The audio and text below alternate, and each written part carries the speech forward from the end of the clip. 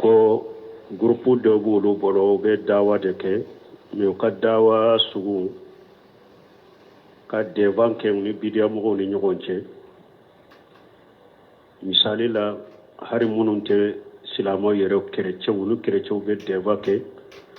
ni amadiya be dewa ke ni bidia mo be dewa ke ka dawa chogoye ode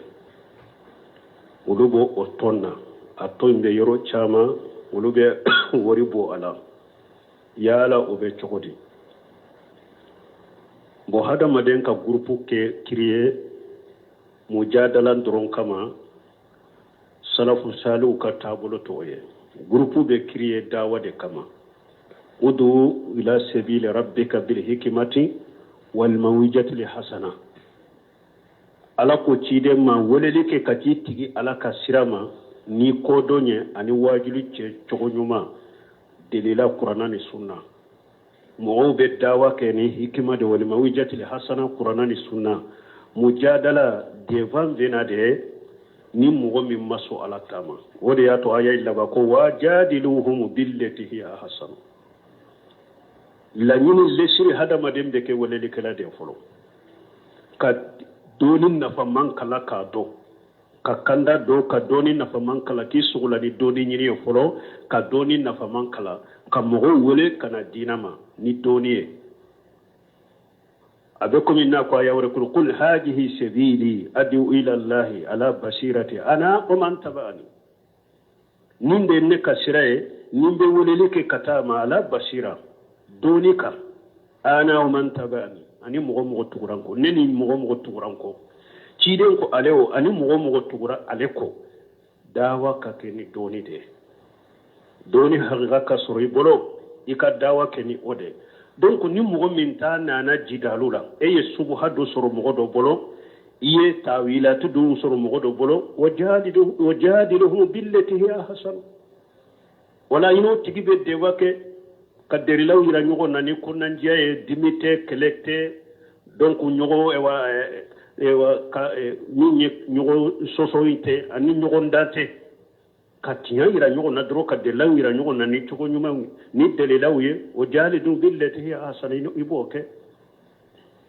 bon mi ñe mujadala doni ke bawo salafu salihu ye mujadala tila yorma fula iya do ni hadisa doye ciden ko alaye so garanti tamoye arjanna chamancila liman taraka almira walau kana muhiqqa ni mo min ñogon soso bayin to e dina la ko alaye so garanti tayera janya chamancila hari ni cinya de bi bolo ani ni te wa salafu salihu bafo ka aqida wala wa tarikul jidalu wal muhasamatu wal khusumat wa tarikul jidalu wal khusumat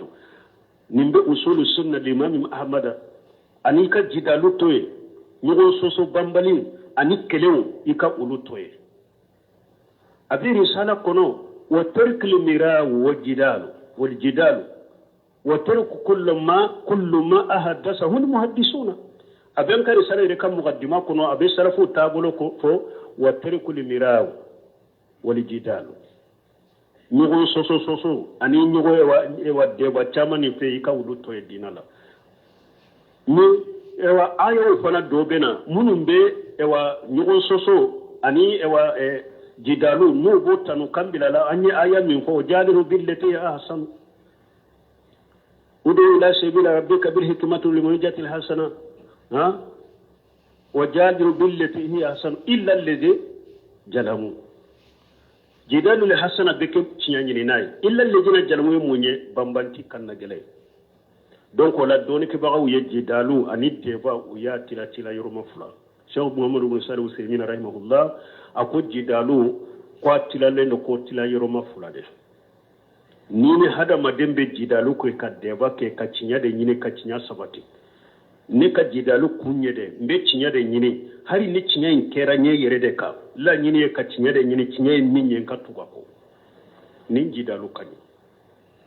bal nin jidalu ye wajibi yere de an kan ninke pour cinya ka sabati galon ka cinya nin la nyini ye cinya nyini de nin ya linye cinya sabati li de nin jidalu kani nin jidalu be wajibi an ka donc nu ka jidalu nu mo mi nye cinya nyini na de uka deva nu ya do mo min bake ka cinya de nyine subhaw do de babolo tawilatu do de babolo ne abe cinya nyine de la ulu fana kan e wa deva in kunye de cinya nyine de cinya be sabati chogomi nyogondante konkarasite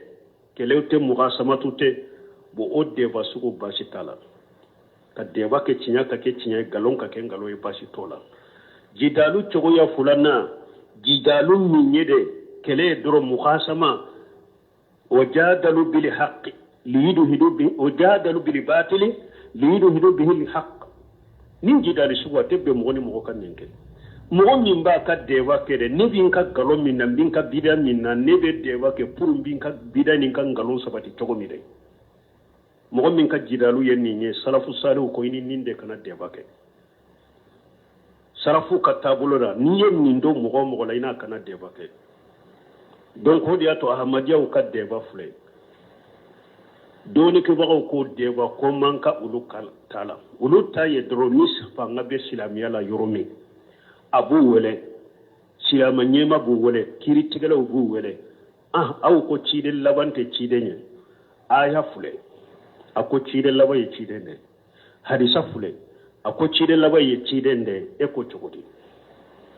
na sunna alhamdulillah maso uka kanjiki kabwala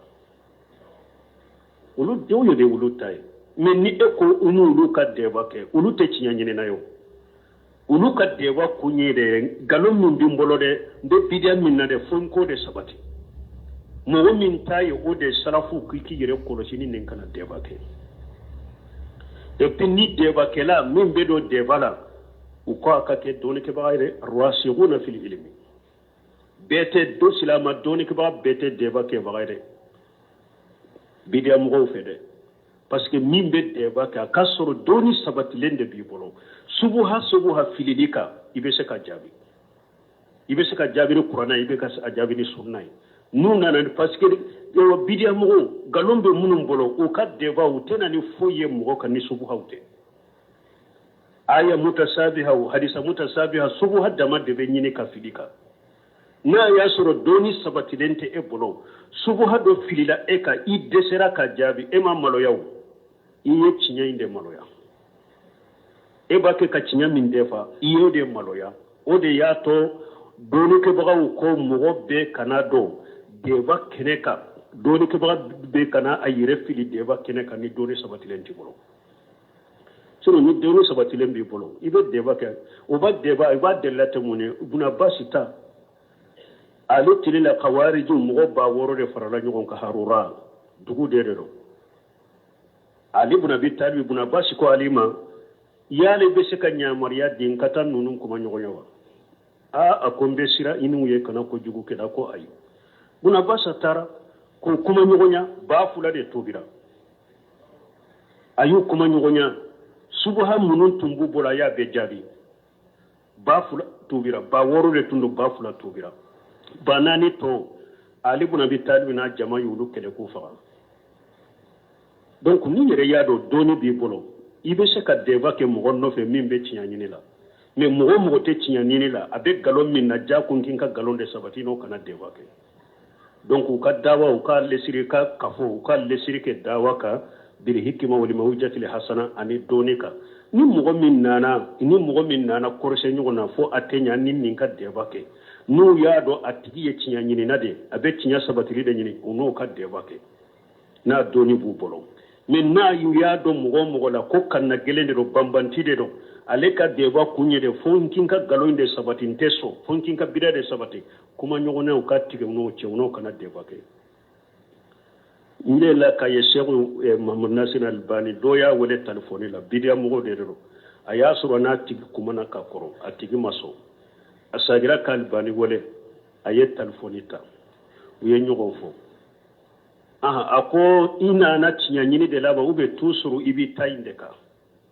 Sheikh Albani ya tigi nyininka ako nebi taindeka ako salamu alaikum tanti mbuloni ka kuma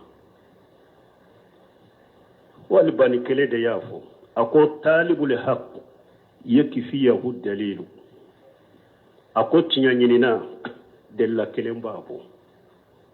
wa sahibul hawa la yakfihu alfu dalil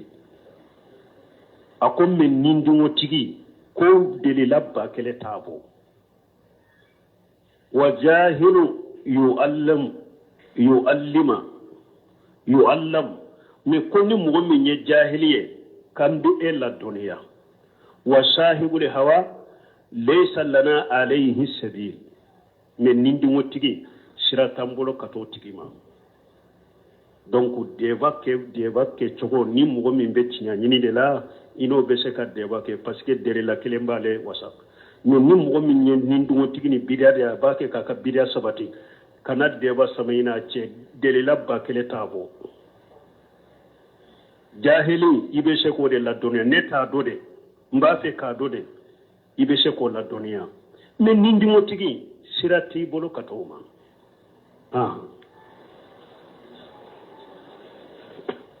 anyo de fo anko na sabati anyo de fo dawa na be alataka de wa min do fona nya chogo fo dori ko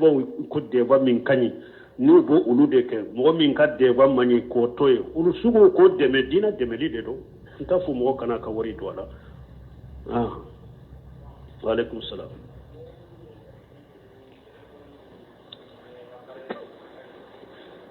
o ko mo min be tesbihu ke ni telephone na appareil o kanyiba o do della kan nyini kan ko amba bahasu kera aya sorontunya bahasu me doni ke baw ya bila yoromi ko hakili panna oka ni masaila qatam tasbihu munu fuleni ni abolona ni gala madu abe do bolola ube tasbihu kenai ani telephone ta doni ke baw nyini karani na doni ke baw kera groupe fulay ala do ko ni mina kura munu fuleni ni jikru be kenu ye ko lesiro be benna la folo lesiri la tasbihu ni jikru nunu be kenu bolon ko ni den tidon ko musumma alaykunna bil anamil fa innahunna mas'ulatun wa mustanqatu tidon ko musumma ay jikru ni subhanallah foke na ya kena ka bolon ko nuye parce que ulube nyinin ka qiyama ube kuma fana parce que be jikru munun kenu yo be seriye qiyama be bolo don ke ba be bolo sunna yede iki ka jikru keri bolon ko nude sunna yo de ci de nyam bila kato de ma ube kuma la garafana mi minye nimminan kurawye do ko adagara ika tasbihu ko ni yemme sarati mun bala folo munye kana jate mina ka ko ka jikru kenu ye ko fasa mancha bala kana jate mina ko ka jikru keni qatam tasbih bolona ndege mami fuleni nye ube telefoni ta ube akera korosuye kana jate mina ko damana fasamantia bala kele afulena kana jate mina fana ko sunna yinya marala ko sunna do akere doro ko daga lendo mba ka kinde me jikrula me kana jate mina ko sunna do sunnate della manula asabana ukana ki bolo komi yere jira wakati be bolo na nege mbe e bolo la be digi ni mogo yaye karasa jale ka jikiru kacha ima bolo na nege yere ewa tesbi bolo na nege yere ya bolo la ube korosu bi bolo la wakati be akana ke yere jira nani na kana ewa ninye bidiya mogo kanu ulu bonko nyogo ka jikiru chokola bidia mogo kanu bonko nyogona ka jikuru chogola ni korosu de do bidia mogo ka korosu dila chogomi korosu fula sababu kana ube ka meleko bolola o kana yika ni minan qur'an o kana yi bolo Suleiman urehili mogo munumbe Allah daga ninni saratunu Suleiman urehili bu ulula no doni ke ba worew me tuma mi Sheikh Sal Fawzani nyinin karanina qatam tasbih akum min yin qatam tasbih aki kanake ko sunna yede ika keni bolon ko nude akol lejina daima li buhusil me wal ifta ku dire la kasigi ninka wiye fatawa ka ko mo kana tasbih kenai fawjani yode fotoro nuru ala darab yesho sal fawjani uya nyinin kan ninna uben nyinin kali jabi minke uka arajo sola no ba fo nuru ala darab uya nyinin ka akol lejina daima ye fatawa bonni na ko mo kana ke ku kana ke u ka tasbihu ke no bolon ko nuye wa alaikum salam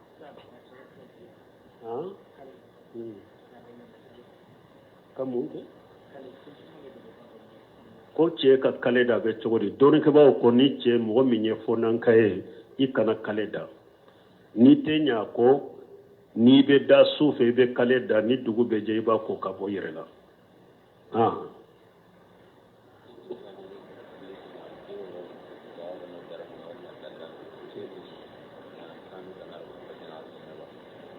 mani sahami na mani ra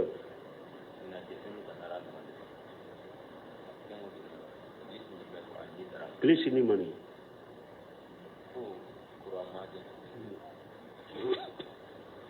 po ni nye ɲininkali min kɛ ko ni kura pilisi nasaraw ka kura ko n'a bɛ daran na ko ani ka dɛsɛ wɛrɛw kara dɛsɛ ma faranfasiya ɲɛ parce que ni ɲininkaliw bɛ pɔsɛ ko ka pilisi sɛbɛn ani ka sɛbɛn wɛrɛw kɛ sɛbɛn sugu juman don o de ka faranfasiya ɲɛ donc min ye pilisi in kɔni ye kura an b'a essayer tu ka hadisa bɛ dɔw bɛ a ko ciden tun tɛ sɔn fɛn o fɛn de ni kuran b'a la ciden tun tɛ sɔn k'o to a ka so kɔnɔ a b'a kari ka bɔ yen donc silama fɛn o fɛn nasaraw ka kuran de don o kana ye minan na silama bolo o kɛra minan sugu sugu ye a kɛra i ka dara ye a kɛra dɔrɔkɛ a kɛra cɛnilama ye kura silamaw kafiriw ka kuran de ye kana ye silama bolo yɛrɛ tɛ bɛ silamiya sariya la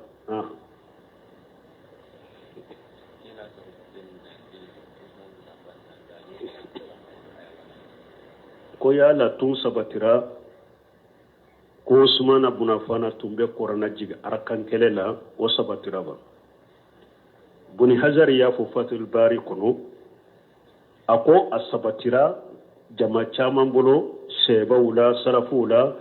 k'u tun b'u ka watiri kɛ ni arakan kɛlɛ ye a ko a sabatira Usmana bolo k'a fɔ a ye kurana jigi a ka wotiri a ye arakan kelen de salli a ma fɛn salla a ɲɛ a ma fɛn salla kɔfɛ a ye arakan kelen salli dɔrɔn k'a ka wotiri a ye kurana jigi a kɔnɔ Sheikhul Islam Ibn Taymiyyah ko Minhaji Sunna kɔnɔ a ko a sabatira ko Usmana Ibn Affan a ye kurana jigi arakan kelen kɔnɔ hadisa dɔ bɛ yen na Albaniya sabati salatu tarawih kuna ka kitabu salatu tarawih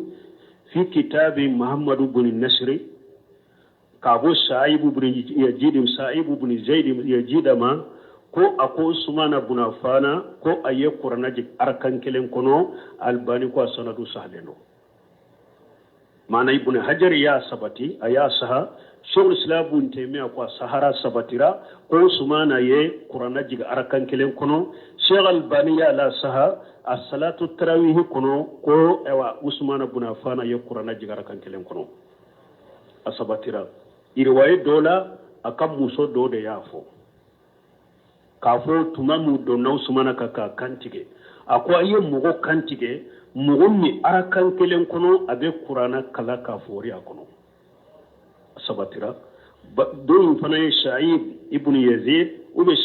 شعيب بن زيد asabatira o fana bolo o y'a fɔ ko Usmana arakan kelen kɔnɔ ko a ye kurana jiga kɔnɔ ni riwaye fula bɛ u y'u sabati Sheikhul Islam Ibn Taymiyyah Minhaji Sunna kɔnɔ jiju nanina a y'a sabati ko a ko kuma in sahalen don ko Usmana y'a kɛ Sheikh Albani a y'a sanadu sahawa ka sahalen don ko Usmana y'a kɛ donc asaru sarahubagaw y'a yira Ala ye barika don a ka wagati de la a ka se ka nin kɛ avec comme imamuna Nawawi fule aye samedi nani ni duru de balo mais ala ye barika do akashila ka fen caman kɛ a kɔnɔ mɔgɔw dɔ bɛ san kɛmɛ balo tɛ se k'o kɛ donc ninnu bɛ sagi ka taa ala bɛ barika do mɔgɔw dɔw ka wagati la wagati kunkurunin kɔnɔ u bɛ se ka baaraba dɔ kɛ ka baara dɔ kɛ ni ala b'u sabati ka barika dɔw ka wagati la ka tɛmɛ mɔgɔ dɔw kan e bɛ furancɛ caman kɛ tɛ se k'o ɲɔgɔnna kɛ donc ko in sabatira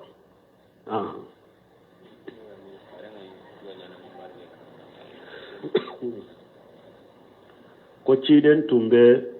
kutuba kala minbari min kan a ka misiri kɔnɔ ko o bɛ yɔrɔ juma sisan bon dɔɔnikibaw y'a yira hijira san 800 ani bisegi ani woro tasuma do ye ciden kan misiri mina wakati tasuma do donna misiri la ciden kan mimbari gurjara wakati tasuma ya jani ciden kan mimbari tununa depuis o wakati tasuma sa kemesegi ani bisegi ani woro hijira san kemesegi ani bisegi ani woro tasuma do donna ye mimbari njani ciden kan mimbari inte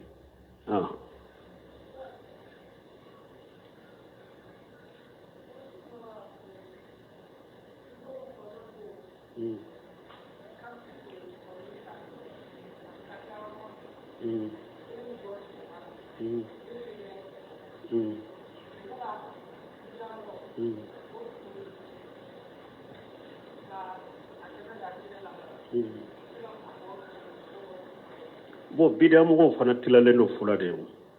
ko anko kafiri fawjari ko ni kafiri kanu dobe ni ya kanu ka dina ina ka kafiriya de kanu o bi labo silamiya kono me e kafiri yere de kanu me aka dina ina ka kafiriya kono ya bi dusukun kono ye haramu ke wala o ti labo silamiya kono ko ya la bidamugo fana bo chokola wa bidaye kalita fulede bid'atu mukaffira wa bid'atu ghairu mukaffira bid'a min ba tigi kafiriya mana munun be kantigeli ke suye u be dafalen ke suye abo bid'a modeli min na niyo kanu ibe bo silamiya kono parce que ye fulan ka foya de kanu ola ye kafiriya de kanu ola o bi la bo silamiya kono mais bid'a min ye bid'atu mufassira bid'a min ba fashiga da ta la bo silamiya kono comme farda ko be fatiha ta mununke ube be duwa mununke ube be konotu mununke ka duma ka ube ni banni kera tile saba sarakati boni tile benani sarakati bo munumbu boro ni bidiya nunu nuye nunu kanu dusukun kono kabaira junubu de bila abe comme bidiya inke baga yere ne kabaira junubu ba la choko mede ni e fana ye nunu kanu ka deme ala kabaira junubu e fana la o choko de la ni ati la bo silamiya kono ni min ka bidiya ba la bo silamiya kono no bidiya sugu de kanu ifana bora silamiya kono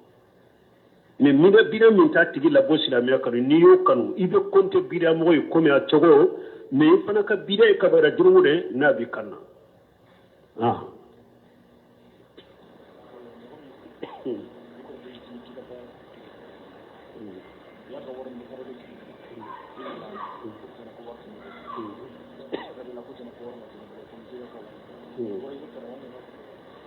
bo ko ni korke yici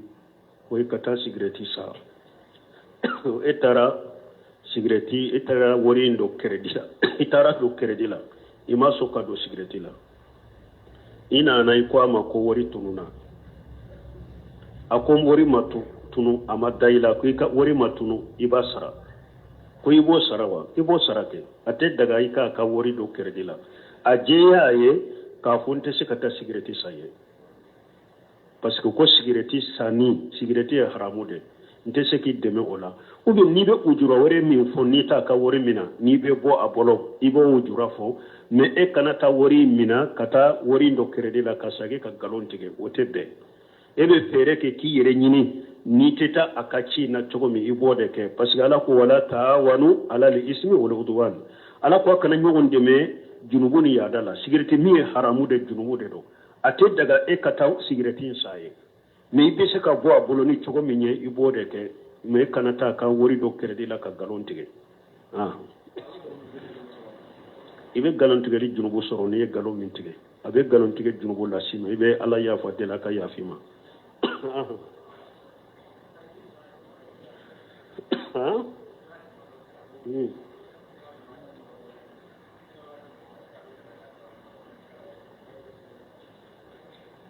comme ka kuma do be tementilo ka ko ni donna jama chela chrétien ni silama be abe daga ika foli bulu kawa salamu bulu kawa nam don ke ba ko ni sigi yoro min nyagambi be kafiru bala silama bala ni e nana salamu bulu ka ni silama yoro e be salamu bulu ka me dusukun kono ika salamu ikalla nyini be silama de ma jama sigi yoro min nyagambi lendo silamaw be kafiru be ni e nana i be salamu bulu ka ni silamaw ka yɔrɔ ye waalaikum salam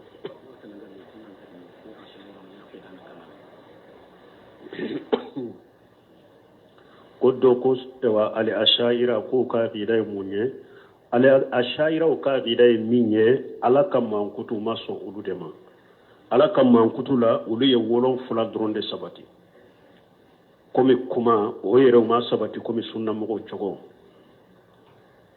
mankutu 7 al qudratu wal kalamu was sam'i wal basar nunu na ɲɔgɔnna ka taa 7 ali asariya olu de sabati ala ka mankutu la tɔw bɛ u b'a a tawilu de u ka aqida ye o de ali asariya ka aqida de ala ka mankutu olu bɛ olu de tawili masala ni ala ko ale bɛ sanfɛ u b'a fɔ ala tɛ sanfɛ ko ala tɛ laare suka ali asariya ka olu ka aqida ye o de ala ka mankutu la u ye 7 dɔrɔn de sabati a tɔw bɛ u b'a yɛlɛma de ka tawili de u ka aqida ye nin de سبحانك اللهم ربنا بحمدك اشهد ان لا اله الا انت استغفرك واتوب اليك